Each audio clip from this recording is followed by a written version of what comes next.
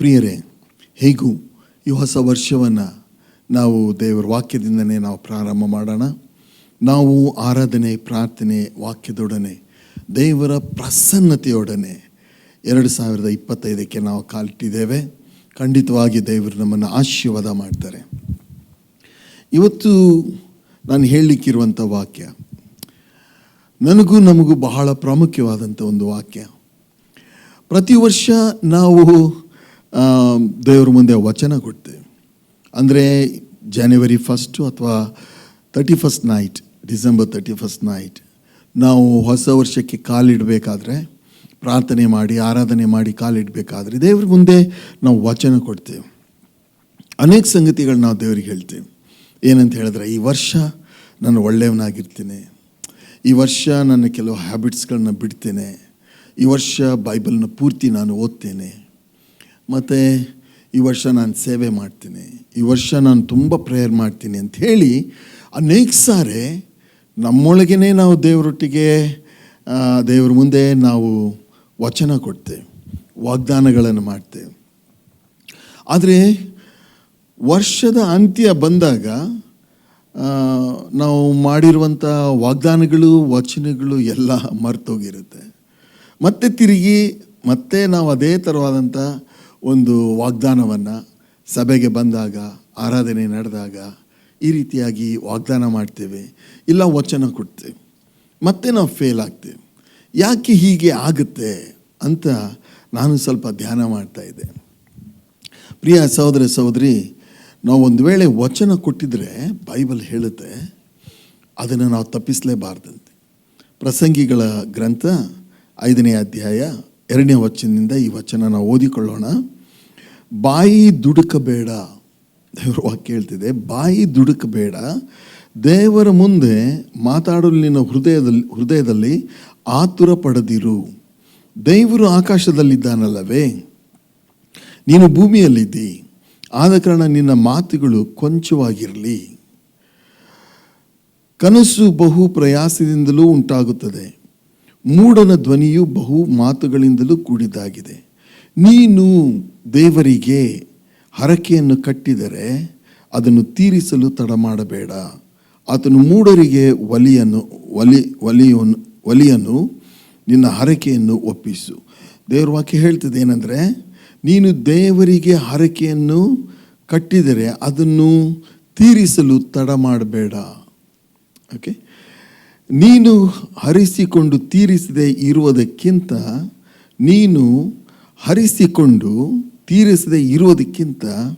ಹರಕೆ ಮಾಡಿಕೊಳ್ಳದೇ ಇರುವುದು ವಾಸಿ. ನಿನ್ನ ಬಾಯಿ ನಿನ್ನನ್ನು ಪಾಪಕ್ಕೆ ಗುರಿ ಮಾಡದಂತೆ ನೋಡಿಕೋ.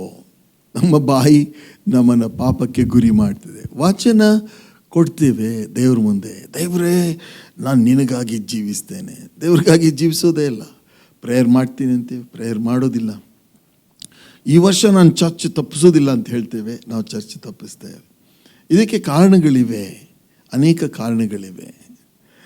ಒಂದು ಸಾರಿ ಒಬ್ಬ ದೇವರ ಸೇವಕರ ಜೊತೆಗೆ ನಾನು ಅವ್ರ ಚರ್ಚಿಗೆ ಹೋಗಿದ್ದೆ.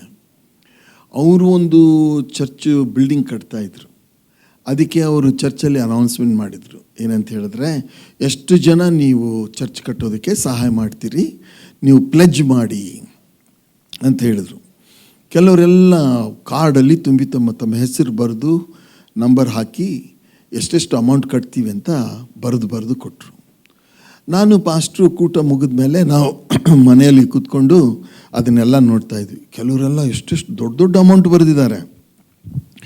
ಅದೆಲ್ಲ ನೋಡಿದ್ರೆ ಚರ್ಚ್ ಕಟ್ಟೋಕ್ಕೆ ಎಷ್ಟು ಬೇಕೋ ಅಷ್ಟು ಹಣಕ್ಕಿಂತ ಜಾಸ್ತಿ ಬಂದಿದೆ. ನಾನು ಕೇಳಿದೆ ಪಾಸ್ಟ್ರೇ ಇಷ್ಟೊಂದು ಹಣ ಕೊಡ್ತಾ ಇದ್ದಾರೆ. ಅವ್ರು ನಗ್ತಾ ಇದ್ರು. ಇವ್ರು ಸುಮ್ಮನೆ ಬರೆದು ಕೊಟ್ಟಿದ್ದಾರೆ. ಇಮೋಷ್ನಲಿ ಎಲ್ಲ ಸಭೆಗಳ ಮುಂದೆ ಎಷ್ಟು ಜನ ನೀವು ಚರ್ಚ್ ಕಟ್ಟಕ್ಕೆ ಸಹಾಯ ಮಾಡ್ತೀರಿ ಅಂದ ತಕ್ಷಣ ನಾನು ಅಂತ ಉದ್ವೇಗಕ್ಕೆ ಒಳಗಾಗಿ, ಭಾವನೆಗಳಿಗೆ ಒಳಗಾಗಿ ಬರೆದು ಕೊಟ್ಬಿಡ್ತಾರೆ. ಬರೆದು ಕೊಟ್ಟದ್ದು ಮರ್ತೋಗ್ತಾರೆ. ಒಂದು ರೂಪಾಯಿನೂ ಸಹಾಯ ಮಾಡೋದಿಲ್ಲ ಅನೇಕರು. ಕೆಲವೇ ಜನ ನಾನು ಕೇಳಿದೆ, ಇದರಲ್ಲಿ ಎಷ್ಟು ಜನ ನಂಬಿಗಸ್ತರಾಗಿ ತಾವು ಬರೆದು ಕೊಟ್ಟದಕ್ಕೆ ಅವರು ಯಥಾರ್ಥವಾಗಿ ಸಹಾಯ ಮಾಡ್ತಾರೆ ಅಂತ ಕೇಳಿದಾಗ ಅವ್ರು ಹೇಳಿದರು, ಇದರಲ್ಲಿ 10 or 20% ಮಾತ್ರ ಕೊಡ್ತಾರೆ. 80% ಯಾರೂ ಸಹಾಯ ಮಾಡೋದಿಲ್ಲ. ವಚನ ಕೊಡ್ತಾರೆ, ಮರ್ತು ಬಿಡ್ತಾರೆ. ಯಾಕಂದರೆ ಅವರು ಭಾವನಾತ್ಮಕವಾಗಿ ಉದ್ವೇಗಗಳಿಗೆ ಒಳಗಾಗಿ, ಎಲ್ಲರೂ ಕೈ ಎತ್ತಿದ್ದಾರೆ, ನಾನು ಕೈ ಎತ್ತಿದ್ದೇನೆ, ಯೋಚನೆ ಮಾಡೋದಿಲ್ಲ. ನಾನು ಏನಂತ ಮಾತು ಕೊಡ್ತಾ ಇದ್ದೇನೆ, ಯಾವುದಕ್ಕೆ ಮಾತು ಕೊಡ್ತಾ ಇದ್ದೇನೆ, ಅದನ್ನು ಗಂಭೀರವಾಗಿ ಅವರು ಯೋಚನೆ ಮಾಡಿ ಕೊಡೋದಿಲ್ಲ. ನೀನು ನಾನು ಹಾಗೇನೇ ಮಾಡ್ತಾ ಇದ್ದೀವಾ? ದೇವ್ರ ಮುಂದೆ ವಚನ ಕೊಡಬೇಕಾದ್ರೆ ದುಡುಕಿ ಹರಕೆ ಹೊತ್ಕೊಳ್ಬೇಡ. ನೀನು ಹರಕೆ ಮಾಡಿದರೆ ನೀನು ನಡೆಸಲೇಬೇಕು, ಇಲ್ಲದೆ ಹೋದರೆ ಅದೊಂದು ಪಾಪ ಅಂತ ದೇವ್ರ ವಾಕ್ಯ ಹೇಳ್ತದೆ. ಆದ್ದರಿಂದ ಪ್ರಿಯರೇ, ಹರಕೆ ಹೊತ್ತಿದ್ರೆ ಅದನ್ನು ನೆರವೇರಿಸಲೇಬೇಕು ಅಂತ ದೇವ್ರ ವಾಕ್ಯದ ಪ್ರಕಾರ ನಾವು ಕಂಡುಕೊಳ್ತೇವೆ. ಆದ್ದರಿಂದ ಬಹಳ ಪ್ರಾಮುಖ್ಯವಾದದ್ದು ಏನಂತ ಹೇಳಿದ್ರೆ, ನಾವು ಉದ್ವೇಗಕ್ಕೆ ಒಳಗಾಗಿ, ಭಾವನೆಗಳಿಗೆ ಒಳಗಾಗಿ ನಾವು ಮಾತು ಕೊಡಬಾರ್ದು ಅಥವಾ ವಚನ ಕೊಡಬಾರ್ದು. ಅನೇಕರು ಹೀಗೆ ಭಾವನೆಗಳಿಗೆ ಒಳಗಾಗಿ ವಚನ ಕೊಡ್ತಾರೆ. ಸಭೆಯಲ್ಲಿ ಹೋಗಿ ನಾನು ಮೊದಲೇ ತಾರೀಕಿನ ದಿವಸ ಪ್ರಸಂಗ ಮಾಡಬೇಕಾದ್ರೆ ಒಂದು ವೇಳೆ ಕೇಳಿದರೆ ಎಲ್ಲರೂ ಹೇಳ್ತಾರೆ, ಪಾಸ್ಟ್ರ್ ಈ ವರ್ಷ ನಾವು ತೀರ್ಮಾನ ಮಾಡಿದ್ದೀವಿ ವಾಕ್ಯ ಓದಬೇಕು, ಈ ವರ್ಷ ನಾವು ತೀರ್ಮಾನ ಮಾಡಿದ್ದೀವಿ ಸ್ವಾರ್ಥ ಸಾರಬೇಕು, ಈ ವರ್ಷ ನಾವು ತೀರ್ಮಾನ ಮಾಡಿದ್ದೀವಿ ನಾವು ಹ್ಯಾಬಿಟ್ಸ್ಗಳನ್ನ ಬಿಟ್ಬಿಡ್ಬೇಕು, ಈ ವರ್ಷ ನಾವು ತೀರ್ಮಾನ ಮಾಡಿದ್ದೇವೆ, ಈ ತೀರ್ಮಾನ ಆ ತೀರ್ಮಾನ, ಅನೇಕ ತೀರ್ಮಾನಗಳನ್ನ ಹೇಳ್ತಾರೆ, ಆದರೆ ಅವುಗಳನ್ನ ಮರ್ತು ಬಿಡ್ತಾರೆ. ಅದಕ್ಕೆ ಮೊದಲನೇ ಒಂದು ಕಾರಣ ಏನಂದರೆ, ಭಾವನೆಗೆ ಒಳಗಾಗಿ ಅಥವಾ ಉದ್ವೇಗಗಳಿಗೆ ಒಳಗಾಗಿ ನಾವು ತೀರ್ಮಾನ ಮಾಡೋದ್ರಿಂದ ಅವು ನೆರವೇರುವುದಿಲ್ಲ, ಅವು ನಿಂತುಕೊಳ್ಳುವುದಿಲ್ಲ. ಇದು ಮೊದಲನೇ ಒಂದು ಕಾರಣ. ಎರಡನೇ ಒಂದು ಕಾರಣ ಯಾಕೆ ನಮ್ಮ ತೀರ್ಮಾನಗಳು ಬಿದ್ದು ಹೋಗ್ತವೆ, ವಚನಗಳು ಬಿದ್ದು ಹೋಗ್ತವೆ ಯಾಕೆ ಅಂತ ಹೇಳಿದ್ರೆ, ದೇವರ ವಾಕ್ಯವನ್ನು ನಾವು ಗಂಭೀರವಾಗಿ ಪರಿಗಣಿಸುವುದಿಲ್ಲ. ದೇವರಂದರೆ ಓಕೆ ಚಲೇಗ ನಡೀತದೆ, ದೇವರಲ್ಲ ನಡೀತದೆ, ದೇವರ ವಾಕ್ಯ ಅಲ್ಲ ನಡೀತದೆ. ಯಾರು ನೋಡ್ತಾರೆ? ದೇವರ ಪರಲೋಕದಲ್ಲಿದ್ದಾನೆ. ಪ್ರಿಯರೇ, ಹಾಗೆ ದೇವರ ವಾಕ್ಯದ ವಿಷಯದಲ್ಲಿ ಅನೇಕರಿಗೆ ತಾತ್ಸಾರ ಭಾವನೆ ಇರೋದ್ರಿಂದ ಪ್ರಿಯರೇ, ಅವರು ವಚನ ಭ್ರಷ್ಟರಾಗ್ತಾರೆ. ವಚನಗಳನ್ನು ಕೈಕೊಂಡು ನಡೆಯುವುದಿಲ್ಲ, ವಚನಗಳನ್ನು ನೆರವೇರಿಸುವುದಿಲ್ಲ, ವಾಗ್ದಾನಗಳನ್ನು ನೆರವೇರಿಸುವುದಿಲ್ಲ. ಯಾಕಂದರೆ ಅದೇ ನೋಡಿ, ಅವರು ತಮ್ಮ ಕೆಲಸದ ವಿಷಯದಲ್ಲಿ ಸ್ಪಷ್ಟವಾಗಿ ಯಾವ ಸಮಯಕ್ಕೆ ಇರಬೇಕು ಆ ಸಮಯಕ್ಕೆ ಇರ್ತಾರೆ. ಯಾರಿಗಾದರೂ ಮಾತು ಕೊಟ್ಟಿದ್ರೆ ಅದನ್ನು ನೆನಪಲ್ಲಿ ಇಟ್ಕೊಳ್ತಾರೆ. ಆದರೆ ದೇವರಿಗೆ ನಾವು ವಚನ ಕೊಟ್ಟಿದ್ರೆ ನಾವು ಮರೆತು ಹೋಗ್ತೇವೆ. ಯಾಕಂತ ಹೇಳಿದ್ರೆ, ದೇವರು ಹಾಗೂ ದೇವರ ವಾಕ್ಯವನ್ನು ಹಗುರವಾಗಿ ನಾವು ತಿಳ್ಕೊಳ್ತೇವೆ, ಲೈಟಾಗಿ ಅದನ್ನು ನಾವು ಗಂಭೀರವಾಗಿ ಪರಿಗಣಿಸುವುದಿಲ್ಲ. ಅದಕ್ಕೆ ಯೇಸು ಸ್ವಾಮಿ ಒಂದು ಮಾತು ಹೇಳಿದರೆ, ಏನಂತ ಹೇಳಿದ್ರೆ, ಹಂದಿಗಳ ಮುಂದೆ ಮುತ್ತುಗಳನ್ನು ಚೆಲ್ಲಬೇಡ್ರಿ, ಹಂದಿಗಳ ಮುಂದೆ ಮುತ್ತುಗಳನ್ನು ಚೆಲ್ಲಬೇಡ್ರಿ. ಇದರ ಅರ್ಥ ಏನಂತ ಹೇಳಿದ್ರೆ, ಹಂದಿಗೆ ಮುತ್ತಿನ ಬೆಲೆ ಗೊತ್ತಿಲ್ಲ, ಅದು ಬರ್ತದೆ ಅದನ್ನು ತುಳಿದು ಹೋಗ್ಬಿಡುತ್ತೆ. ಮನುಷ್ಯರಿಗೆ ಅದರ ಬೆಲೆ ಗೊತ್ತು, ಒಂದು ಮುತ್ತಿನ ಬೆಲೆ ಎಷ್ಟು ಅಂತ ಹೇಳಿ. ದೇವರ ವಾಕ್ಯ ಮುತ್ತುಗಳಿಗೆ ಹೋಲಿಕೆಯಾಗಿದೆ. ಈ ದೇವರ ವಾಕ್ಯ ಎಂಥದ್ದು, ಎಷ್ಟು ಕಾರ್ಯಸಾಧಕವಾದದ್ದು. ದೇವರ ವಾಕ್ಯ ಹೇಗೆ ಜೀವವನ್ನು ನಮ್ಮಲ್ಲಿ ಉತ್ಪತ್ತಿ ಮಾಡುತ್ತೆ, ಹೇಗೆ ದೇವರ ವಾಕ್ಯ ಬೆಳಕಾಗಿದೆ, ಜೀವದ ರೊಟ್ಟಿಯಾಗಿದೆ, ಅದು ನಮ್ಮನ್ನು ನಡೆಸ್ತದೆ. ಇದರ ಪ್ರಾಮುಖ್ಯತೆಯನ್ನು, ದೇವರ ವಾಕ್ಯದ ಪ್ರಾಮುಖ್ಯತೆಯನ್ನು ಅರಿತುಕೊಂಡವರು ಖಂಡಿತವಾಗಿ ಅದಕ್ಕೆ ಬೆಲೆ ಕೊಡ್ತಾರೆ. ವಚನ ದೇವ್ರ ಮುಂದೆ ನಾವು ಕೊಟ್ಟರೆ ನಾವು ಬೆಲೆ ಕೊಡ್ತೇವೆ. ಯಾಕಂತ ಹೇಳಿದ್ರೆ, ದೇವರಾಗಲಿ ದೇವರ ವಾಕ್ಯ ಅದರ ಬೆಲೆ ನಮಗೆ ಗೊತ್ತದೆ. ಅನೇಕರಿಗೆ ದೇವರ ವಿಷಯದಲ್ಲಿ ತಾತ್ಸಾರ, ದೇವರಂದ ತಕ್ಷಣ ಅವ್ರು ನಗ್ತಾರೆ, ದೇವರಂದ ತಕ್ಷಣ ದೇವರೇ ಇಲ್ಲ ಅಂತಾರೆ. ನಾವೆಲ್ಲ ಈಗ ಮಾಡರ್ನ್ ವರ್ಲ್ಡಲ್ಲಿದ್ದೇವೆ, ನಾವು 21ನೇ ಶತಮಾನದವರು, ನಮಗೆಲ್ಲ ದೇವರು ದಿಂಡ್ರು ಏನು ಬೇಕಾಗಿಲ್ಲ. ಇದೊಂದು ಮೂರ್ಖತನದ ಉತ್ತರ. ಯಾಕಂದರೆ ಮೂರ್ಖ ಅಂದ್ಕೊಳ್ತಾನೆ ತನ್ನ ಮನಸ್ಸಿನಲ್ಲಿ ದೇವರೇ ಇಲ್ಲ ಅಂತ ಅಂದ್ಕೊಳ್ತಾನೆ. ಆದರೆ ಪ್ರಿಯ ಸಹೋದರ ಸಹೋದರಿ, ಇವತ್ತು ನೀನು ನಾನು ದೇವರಿಗಾಗಲಿ ದೇವರ ವಾಕ್ಯಕ್ಕಾಗಲಿ ನಾವು ಬೆಲೆ ಕಟ್ಟುವುದಾದರೆ ಇದು ಪ್ರಾಮುಖ್ಯವಾದಂಥದ್ದು. ದೇವರು ಪ್ರಾಮುಖ್ಯವಾದಂಥವನು, ದೇವರು ದೊಡ್ಡವನು, ಪರಿಶುದ್ಧನು, ಇಡೀ ಲೋಕವನ್ನು ಉಂಟು ಮಾಡಿದಂಥ ನಾವು ಅರ್ಥ ಮಾಡಿಕೊಂಡಿದ್ರೆ ಅವರ ಮುಂದೆ ನಾವು ಕೊಡುವಂಥ ವಚನಗಳ ವಿಷಯದಲ್ಲಿ ನಾವು ಗಂಭೀರವಾಗಿರ್ತೇವೆ. ಅದನ್ನು ನಾವು ಲೆಕ್ಕಕ್ಕೆ ತಗೊಳ್ತೇವೆ, ಅದನ್ನು ನಾವು ಕೈಕೊಂಡು ನಡಿತೇವೆ, ಅದನ್ನು ನಾವು ನೆನಪಿನಲ್ಲಿ ಇಟ್ಕೊಳ್ತೇವೆ. ಸೊ ಮೊದಲನೇದಾಗಿ ಅನೇಕರು ವಚನ ಭ್ರಷ್ಟರಾಗೋದು ಏನಕ್ಕೆ ಅಂತ ಹೇಳಿದ್ರೆ, ಅವರು ಭಾವನೆಗಳಿಗೆ ಒಳಗಾಗಿ ಅವರು ತೀರ್ಮಾನಗಳನ್ನ ಮಾಡಿರ್ತಾರೆ. ಎರಡನೇದಾಗಿ ನಾವು ನೋಡ್ತೇವೆ, ದೇವರಾಗಲಿ ದೇವರ ವಾಕ್ಯದ ವಿಷಯದಲ್ಲಾಗಲಿ ಅವರಿಗೆ ತಾತ್ಸಾರ ಭಾವನೆ. ನಾನು ನೋಡಿದ್ದೀನಿ, ಎಷ್ಟೋ ಸಭೆಗಳಿಗೆ ಹೋಗಿ ಪ್ರಸಂಗ ಮಾಡಿದ್ದೀನಿ, ಎಷ್ಟೋ ಕ್ರೈಸ್ತರನ್ನು ನೋಡಿದ್ದೀನಿ. ಇಮೋಷ್ನಲಿ ಅವ್ರು ಹೇಳ್ತಾರೆ ಹೀಗೆ ಹಾಗೆ ಅಂತ. ಅವ್ರು ಹಾಗೆ ಮಾಡೋದಿಲ್ಲ. ಯಾಕಂತ ಹೇಳಿದ್ರೆ ಅವರಿಗೆ ದೇವರಾಗಲಿ ದೇವರ ವಾಕ್ಯದ ಒಂದು ಬೆಲೆ ಅವರಿಗೆ ಗೊತ್ತಿಲ್ಲ, ಅದು ಎಷ್ಟು ಪ್ರಾಮುಖ್ಯವಾದದ್ದು ಅಂಥೇಳಿ. ಮೂರನೇದಾಗಿ ಯಾಕೆ ನಾವು ವಚನ ಕೈಕೊಂಡು ನಡೆಯುವುದಿಲ್ಲ, ಕೊಟ್ಟ ವಾಗ್ದಾನಗಳನ್ನು ನಾವು ಕೈಕೊಂಡು ನಡೆಯುವುದಿಲ್ಲ? ಅದಕ್ಕೆ ಮೂರನೇ ಒಂದು ಬಲವಾದ ಕಾರಣ ಏನಂತ ಹೇಳಿದ್ರೆ, ನಾವು ತ್ಯಾಗ ಮಾಡಲಿಕ್ಕೆ ಸಿದ್ಧರಿಲ್ಲ. We are not ready to sacrifice. ನಮ್ಮ ಕಂಫರ್ಟನ್ನು ನಾವು ತ್ಯಾಗ ಮಾಡಲಿಕ್ಕೆ ನಾವು ಸಿದ್ಧರಿಲ್ಲ. ನಮಗೆ ಕಂಫರ್ಟೇಬಲ್ ಲಿವಿಂಗ್ ಬೇಕು. ನಾವು ಒಂದು ವೇಳೆ ನಾವು ಈ ದೇವರ ಮುಂದೆ ಮಾಡಿದಂಥ ವಚನ, ಒಂದು ಉದಾಹರಣೆಗಾಗಿ ನಾವು ಸೇವೆ ಮಾಡ್ತೀವಿ ಅಂತ ದೇವರ ಮುಂದೆ, ಸ್ವಾಮಿ ಈ ವರ್ಷ 2025 ನಾನು 10 ಆತ್ಮಗಳನ್ನು ಗೆಲ್ಲಬೇಕು ಅಂತ ನೀವು ಹೇಳಿದ್ರೆ, 10 ಆತ್ಮಗಳು ಪ್ರಿಯರೇ ಮಾರ್ಕೆಟಲ್ಲಿ ಸಿಕ್ಕಲ್ಲ, ಶಾಪಲ್ಲಿ ಮಾಲ್ನಲ್ಲಿ ಸಿಕ್ಕಲ್ಲ. They are outside. ನಮ್ಮ ಅಕ್ಕಪಕ್ಕದ ಮನೆಯವರು ಅಥವಾ ಹೊರಗಡೆಯವರು, ನಮ್ಮ ಫ್ರೆಂಡ್ಸು, ಅವರಿಗೆ ಹೋಗಿ ನಾವು ಸ್ವಾರ್ಥ ಸಾರಬೇಕು.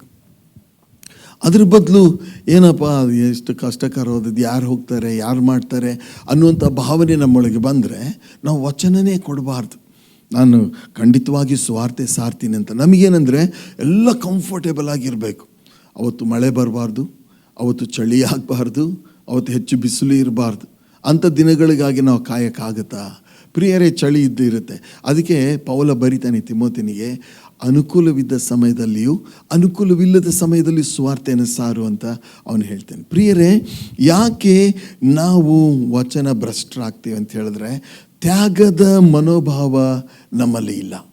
ಯಾರೋ ಒಬ್ಬರು ಕಷ್ಟದಲ್ಲಿದ್ದವರು ನಮಗೆ ಫೋನ್ ಮಾಡ್ಬೋದು, ಹೇಳ್ಬೋದು, ಇವತ್ತು ನಾವು ಭಾಳ ಕಷ್ಟದಲ್ಲಿದೆ, ನಮ್ಗೆ ಸ್ವಲ್ಪ ಪ್ರೇಯರ್ ಮಾಡಿ, ನಮ್ಮ ಮನೆಗೆ ಬಂದು ಸ್ವಲ್ಪ ವಿಸಿಟ್ ಮಾಡಿ ಅಂದರೆ, ಆವಾಗ ನಾವು ಹೇಳ್ತೇವೆ, ಅಯ್ಯೋ ಈ ಟೈಮಲ್ಲಿ ಯಾರು ಹೋಗ್ತಾರೆ ಇಷ್ಟೊತ್ತಿಗೆ. ನನಗೆ ಅರ್ಥ ಆಗ್ತದೆ ಏನಂದರೆ, ಕೆಲವು ಸಾರಿ ನಾವು ತುಂಬ ಕೆಲಸ ಮಾಡಿ ಸುಸ್ತಾದಾಗ ಆ ಮಾತನ್ನ ಹೇಳ್ತಾ ಇಲ್ಲ. ಏನಂತ ಹೇಳಿದ್ರೆ, ನಾವು ಏನೋ ಒಂದು ನಾವು ಎಂಜಾಯ್ಮೆಂಟಲ್ಲಿ ನಾವು ಇದ್ದಾಗ ಯಾರೋ ಒಂದು ಫೋನ್ ಮಾಡಿದರೆ, ಆ ಟೈಮಲ್ಲಿ ಅದನ್ನು ತ್ಯಾಗ ಮಾಡಿ ಅವ್ರ ಹತ್ರ ಹೋಗಿ ನಾವು ಸೇವೆ ಮಾಡಲಿಕ್ಕೆ ನಮಗೆ ಮನಸ್ಸು ಬರುತ್ತಾ? ಅಂಥ ಮನಸ್ಸು ನಮಗಿಲ್ಲ ಅಂತ ಹೇಳಿದ್ರೆ ವಚನ ಕೊಡಬಾರ್ದು. ವಚನ ಕೊಡಬೇಕಾದ್ರೆ ನಾವು ಯೋಚನೆ ಮಾಡಿ ಕೊಡೋಣ. ತ್ಯಾಗ ಮಾಡೋಕ್ಕೆ ನಾವು ಸಿದ್ಧರಾಗಿದ್ದರೆ, ಓಕೆ, ನಮ್ಮ ನಿದ್ದೆಯನ್ನು ನಾವು ತ್ಯಾಗ ಮಾಡಲಿಕ್ಕೆ ನಮಗೆ ಮನಸ್ಸಿದೆಯಾ? ನಾವು ಎಷ್ಟೋ ಸಾರಿ ನಮಗೆ ಫೋನ್ಗಳು ಬರ್ತವೆ, ಕಷ್ಟದಲ್ಲಿದ್ದವ್ರು ಫೋನ್ ಮಾಡ್ತಾರೆ. ಒಂದೊಂದು ಸತಿ ಮಧ್ಯರಾತ್ರಿಯಲ್ಲಿ, ಒಂದು ಸಾರಿ ಮಧ್ಯರಾತ್ರಿ ಬಂದು ಒಬ್ಬರು ಗೇಟ್ ಬಾರಿಸಿದ್ರು. ಗೇಟಲ್ಲಿ ಸೌಂಡ್ ಮಾಡ್ತಾಯಿದ್ರು. ಹೋಗಿ ಗೇಟ್ ಹತ್ರ ಹೋಗಿ ನೋಡಿದ್ರೆ ಅವ್ರು ತುಂಬ ಸಿಕ್ಕಾಗಿದ್ರು. ಮಧ್ಯರಾತ್ರಿ 2 ಗಂಟೆಗೆ. ಸೊ ಆ ಸಮಯದಲ್ಲಿ ಎದ್ದು ಹೋಗಿ ಪ್ರಾರ್ಥನೆ ಮಾಡಬೇಕು, ಅವರಿಗೆ ಎನ್ಕರೇಜ್ ಮಾಡಬೇಕನ್ನೋ ಮನೋಭಾವ ನಮ್ಮಲ್ಲಿ ಇತ್ತು ಅಂತ ಹೇಳಿದ್ರೆ, ಖಂಡಿತವಾಗಿ ನಾವು ಏನೋ ಒಂದು ಸಾಧನೆ ಮಾಡ್ತೇವೆ. ವಚನ ಕೊಡೋದಾದ್ರೆ ಅರ್ಥ ಏನಂದರೆ, ಅಥವಾ ವಾಗ್ದಾನಗಳನ್ನು ಕೊಡೋದೇನೆಂದರೆ, ಏನೋ ಒಂದು ಸಾಧನೆ ಮಾಡಬೇಕಂತ ನಾವು ತೀರ್ಮಾನ ಮಾಡಿದ್ದೇವೆ. ಇಡೀ ಒಂದು ವರ್ಷದಲ್ಲಿ ಬೈಬಲ್ ಓದಿ ಮುಗಿಸ್ಬೇಕು, ಇದೊಂದು ತೀರ್ಮಾನ ನಾವು ಮಾಡಿದ್ದೀವಿ. ಏನೋ ಒಂದು ಅಚೀವ್ಮೆಂಟ್, ಏನೋ ಒಂದು ಗುರಿ ಮುಟ್ಟಬೇಕು, ಏನೋ ಒಂದು ಕೆಲಸ ಮಾಡಬೇಕು, ಏನೋ ಒಂದು ಸಾಧನೆ ಮಾಡಬೇಕಂತ ಇರುವವರು ತ್ಯಾಗ ಮಾಡಬೇಕಾಗತ್ತೆ. ತ್ಯಾಗ ಮಾಡದೇ ಇದ್ದರೆ ನಾವು ಮೇಲೆ ಹೋಗಲಿಕ್ಕೆ, ಅದನ್ನು ನಾವು ಸಾಧನೆ ಮಾಡಲಿಕ್ಕೆ, ಗುರಿ ಮುಟ್ಟಲಿಕ್ಕೆ ನಮಗೆ ಸಹಾಯ ಆಗುವುದಿಲ್ಲ. ಆದ್ದರಿಂದ ಪ್ರಿಯರೇ, ನಾವು ವಚನ ಕೊಟ್ಟಿದ್ರೆ ತ್ಯಾಗ ಮಾಡೋಕ್ಕೆ ನಾವು ಸಿದ್ಧರಿರೋಣ. ಭಾವನಾತ್ಮಕವಾಗಿ ಬೇಡ, ನಾವು ಭಾವನಾತ್ಮಕವಾಗಿ ಯಾವುದೇ ತೀರ್ಮಾನಗಳನ್ನು ಮಾಡೋದು ಬೇಡ. ಎರಡನೇದಾಗಿ ದೇವರ ವಾಕ್ಯಕ್ಕೆ ನಾವು ಬೆಲೆ ಕೊಡೋಣ. ಮೂರನೇದಾಗಿ ತ್ಯಾಗ ಮಾಡಲಿಕ್ಕೆ ನಾವು ಸಿದ್ಧರಾಗಿರೋಣ. ಆಗ ಖಂಡಿತವಾಗಿ ದೇವರು ನಮಗೆ ಸಹಾಯ ಮಾಡ್ತಾರೆ. ಭಾಳ ಖಂಡಿತವಾಗಿಯೂ ನಮ್ಮ ಜೊತೆಗಿದ್ಕೊಂಡು ನಾವು ಮುಂದೆ ಸಾಗುವಂತೆ, ಆಚೆ ದಡ ಸೇರುವಂತೆ, ನಾವು ಸಾಧನೆ ಮಾಡುವಂತೆ ದೇವರು ನಿನಗೂ ನನಗೆ ಸಹಾಯ ಮಾಡ್ತಾರೆ. ನೋಡ್ರಿ, ಗುರಿ ಮುಟ್ಟಿದ ಮೇಲೆ, ಇಲ್ಲವೇ ಏನೋ ಒಂದು ಸಾಧನೆ ಮಾಡಿದ ಮೇಲೆ ಎಷ್ಟು ಖುಷಿ ಆಗ್ತದೆ. ಒಂದು ವರ್ಷ ಆದಮೇಲೆ ನೀವು ವಚನ ಕೊಟ್ಟಿದ್ರೆ ಬೈಬಲ್ ಓದಬೇಕಂತ, ಓದಲಿಲ್ಲ, ಮನಸ್ಸಿಗೆ ಹೇಗೆ ಅನ್ನಿಸ್ತದೆ? ಸುವಾರ್ತೆ ಸಾರಬೇಕಂತ ನೀವು ಅಂದ್ಕೊಂಡಿದ್ರಿ, ಇಡೀ ವರ್ಷ ನೀವು ಸುವಾರ್ತೆ ಸಾರಲಿಲ್ಲ, ಮನಸ್ಸಿಗೆ ಹೇಗೆ ಅನ್ನಿಸ್ತದೆ? ಓಕೆ, ನಾವು ಇಡೀ ವರ್ಷ ನಾವು ಚರ್ಚ್ ಮಿಸ್ ಮಾಡೋದಿಲ್ಲ ಅಂತ ಅಂದ್ಕೊಂಡಿದ್ರಿ, ಆದರೆ ಎಷ್ಟೋ ತಿಂಗಳು ನೀವು ವಾರಗಳು ನೀವು ಸಭೆಗೆ ಹೋಗಲಿಲ್ಲ, ಮನಸ್ಸಿಗೆ ಹೇಗೆ ಅನ್ನಿಸ್ತದೆ? ಅದರ ಬದಲಾಗಿ ನೀವು ಅಂದ್ಕೊಂಡಿದ್ದನ್ನೆಲ್ಲ ನೀವು ಮಾಡಿ ತೋರಿಸಿದರೆ ನೀವು ಸಾಧನೆ ಮಾಡ್ತಾ ಇದ್ದೀರಿ, ಫಲ ಕೊಡ್ತಾ ಇದ್ದೀರಿ, ಮತ್ತು ದೇವರು ನಮ್ಮನ್ನು ಹೇರಳವಾಗಿ ಆಶೀರ್ವಾದ ಮಾಡಲಿಕ್ಕಿದ್ದಾರೆ. ಆದ್ದರಿಂದ ಪ್ರಿಯರೇ, ಭಾವನಾತ್ಮಕವಾಗಿ ನಾವು ತೀರ್ಮಾನಗಳನ್ನು ತಗೊಳ್ಳೋದು ಬೇಡ.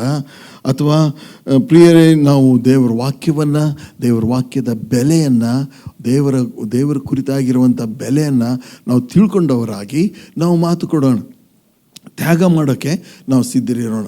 ಇನ್ನೊಂದು, ಯಾಕೆ ನಾವು ನಮ್ಮ ಮಾತುಗಳನ್ನು ನೆರವೇರಿಸಲಿಕ್ಕೆ ಆಗುವುದಿಲ್ಲ? ವರ್ಷದ ಕೊನೆಗೆ ಬಂದಾಗ ನಾವು ಯೋಚನೆ ಮಾಡ್ತೀವಿ, ಅಯ್ಯೋ ಹೀಗೆ ಮಾಡಬೇಕಂತ ಮಾಡಿದ್ವಿ, ಮಾಡಲಿಕ್ಕೆ ಆಗಲಿಲ್ಲ. ಯಾಕೆ ಆಗೋದಿಲ್ಲ ಅಂತ ಹೇಳಿದ್ರೆ, ಶಿಸ್ತು, discipline is very very important.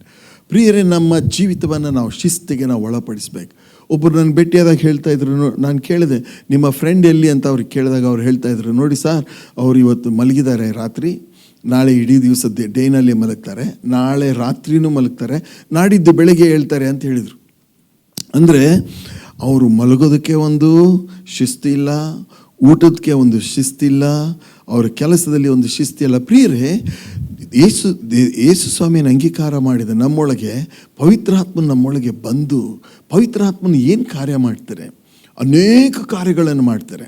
ಅವರು ನಮಗೆ ಅನ್ಯ ಭಾಷೆ ಕೊಡ್ತಾರೆ, ಶಕ್ತಿ ಕೊಡ್ತಾರೆ, ನಮಗೆ ಬೋಧನೆ ಮಾಡ್ತಾರೆ, ಇನ್ನೂ ಅನೇಕ ಸಂಗತಿ. ಅದರ ಜೊತೆಗೆ ಒಂದು ಪ್ರಾಮುಖ್ಯವಾದಂಥ ಒಂದು ಸಂಗತಿಯನ್ನು ಪವಿತ್ರಾತ್ಮ ನಮ್ಮ ಜೀವನದಲ್ಲಿ ಮಾಡ್ತಾರೆ. ಅದು ಯಾವುದಂತ ಹೇಳಿದ್ರೆ, ನಮ್ಮ ಜೀವಿತವನ್ನು ಶಿಸ್ತಿಗೆ ತಗೊಂಡು ಬರ್ತಾರೆ. ಬೈಬಲ್ನಲ್ಲಿ ಒಂದು ಸುಂದರವಾದಂಥ ಮಾತು ಯೇಸು ಸ್ವಾಮಿ ವಿಷಯದಲ್ಲಿ. ಯೇಸು ಸ್ವಾಮಿ ತಮ್ಮ ಜೀವಿತವನ್ನು ಶಿಸ್ತಿಗೆ ಒಳಪಡಿಸಿದಂಥ ಯೇಸು. ಅವ್ರೇನು ಮಾಡ್ತಾ ಇದ್ರು ಅಂತ ಹೇಳಿದ್ರೆ, ಮೊಬ್ಬಿರುವಾಗಲೇ ಹೇಳ್ತಾ ಇದ್ರಂತೆ, ಮೊಬ್ಬಿರುವಾಗಲೇ ಹೇಳ್ತಾ ಇದ್ರು. ಒಂದನ್ನು ನಾನು ನಿಮಗೆ ಹೇಳ್ತೀನಿ, ಬೇಗ ಏಳುವವರು ಖಂಡಿತ ಏನೋ ಒಂದು ಸಾಧನೆ ಜೀವನದಲ್ಲಿ ಮಾಡ್ತಾರೆ. ಸಾಧನೆ ಮಾಡಿದಂಥ ಅನೇಕ ದೊಡ್ಡ ವ್ಯಕ್ತಿಗಳ ಒಂದು ಸಾಕ್ಷಿಯನ್ನು ನೀವು ಕೇಳ್ರಿ. ಅವ್ರ ಜೀವನದಲ್ಲಿ ಏನಂದರೆ, they get up early in the morning, ಬೇಗ ಹೇಳ್ತಾರೆ, ತಮ್ಮ ಸಮಯವನ್ನು, ಕೆಲಸವನ್ನು ಶಿಸ್ತಿಗೆ ಒಳಪಡಿಸ್ತಾರೆ. ಯಾವಾಗ ಅವರು ಮಲಗೋದಕ್ಕೆ ಒಂದು ಸಮಯ, ಅವರ ಊಟದ ವಿಷಯದಲ್ಲಿ ಒಂದು ಶಿಸ್ತು, ಕೆಲಸದ ವಿಷಯದಲ್ಲಿ ಶಿಸ್ತು, ಅವರ ಹಣದ ವಿಷಯದಲ್ಲಿ ಅವರಿಗೊಂದು ಶಿಸ್ತು. They have a money management. ಅನೇಕರಿಗೆ ಈ ಮನಿ ಮ್ಯಾನೇಜ್ಮೆಂಟ್ ಆಗಲಿ ಅಥವಾ ಟೈಮ್ ಮ್ಯಾನೇಜ್ಮೆಂಟ್ ಆಗಲಿ ಅವ್ರು ಇಲ್ಲವೇ ಇಲ್ಲ. ಮನಸ್ಸಿಗೆ ಬಂದಾಗ ಹೇಳ್ತಾರೆ, ಮನಸ್ಸಿಗೆ ಬಂದಾಗ ಊಟ ಮಾಡ್ತಾರೆ, ಮನಸ್ಸಿಗೆ ಬಂದರೆ ಹೋಗ್ತಾರೆ, ಮನಸ್ಸಿಗೆ ಬಂದಾಗ ಒಳಗೆ ಬರ್ತಾರೆ. ಪ್ರಿಯರೇ, ಈ ಥರವಾದಂಥ ಜೀವನ ನಮ್ಮ ಜೀವನ ಆಗಿದ್ದರೆ ನಾವು ಏನೂ ಸಾಧನೆ ಮಾಡಲಿಕ್ಕೆ ಆಗೋದಿಲ್ಲ. ನಾನು ಏನೂ ಸಾಧನೆ ಮಾಡಲಿಕ್ಕೆ ಆಗೋದಿಲ್ಲ. ಒಂದು ವೇಳೆ ನೀನು ವಿದ್ಯಾಭ್ಯಾಸ ಮಾಡ್ತಾ ಇದೆಯಾ, ಬೆಳಿಗ್ಗೆ ಎದ್ದು ನೀನು ಬೇಗ ಇಷ್ಟು ಗಂಟೆಗಳ ಕಾಲ ನಾನು ಓದಬೇಕು ಅಂತ ನೀನು ಮಾಡಿದರೆ, ಇವತ್ತಿಲ್ಲ ನಾಳೆ ಒಂದು ದಿವಸ ನೀನು ಒಂದು ಉತ್ತಮವಾದಂಥ ಒಂದು ಹುದ್ದೆಯಲ್ಲಿ ನೀನು ಇರ್ತೀಯ.